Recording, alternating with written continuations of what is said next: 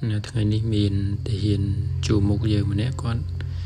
មកធ្វើចង្ហាន់ពេលថ្ងៃបានប្រគេនចង្ហាន់ដល់ព្រះសង្ឃក្នុងវត្តហើយដល់ពេលល្ងាចគាត់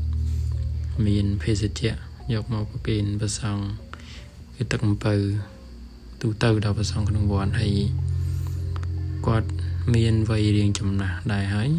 គាត់នៅគិវត្តនេះដែរទេដោយសារគាត់ទទួលរងគ្រោះចំណាំងដ្រូនត្រូវពូសគាត់ធ្លាយពោះវៀនចឹងទៅគាត់ក៏មកសម្រាប់ព្យាបាលនៅស្រុកកំណើតហើយឥឡូវនោះបានធូរបានដើរបានគាត់បាននៅគ្រួសារកូនមកប្រគេនភេសជ្ជៈព្រះសង្ឃថ្ងៃមិញគាត់មកប្រគេនចង្ហាន់តែឯងហើយគាត់ចេះធម៌ច្រើនចេះសូត្រធម៌ចេះអីទៅមើលទៅដូចសប្បាយចិត្តពេលដែលគាត់បានធូរស្បើយពីជំងឺហើយម្យ៉ាងគាត់មានធម្មទីបាមានបធរជាទីពឹងទៅវាប្រសើរប្រសើរអរគុណយ៉ាងក្រៃលែងចំពោះតបកម្ពុជាទាំងអស់ដែលលះបង់សាច់ស្រស់ឈាមស្រស់អាយុជីវិតការពារជាតិមាតុភូមិបើមិនមានពួកគាត់ទេក្រុមប្រសង់ក្រុម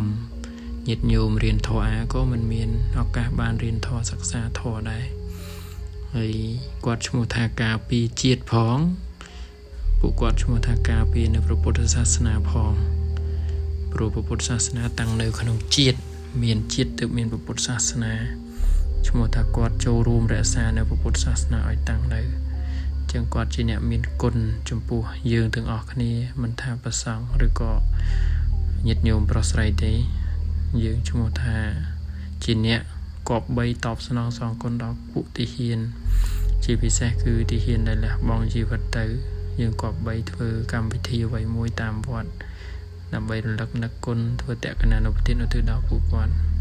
សូមបុណ្យទាំងអស់ដែលបានបំពេញឲ្យឧទ្ទិសដល់វរៈកងទ័ពខ្មែរគ្រប់គ្នាទាំងអស់ដែលបានលះបង់ជីវិតបូជាដល់ជាតិមាតុភូមិនេះសូមឲ្យពួកគាត់ដល់នៅសុគតិភពកុំបីអាខានឡើយ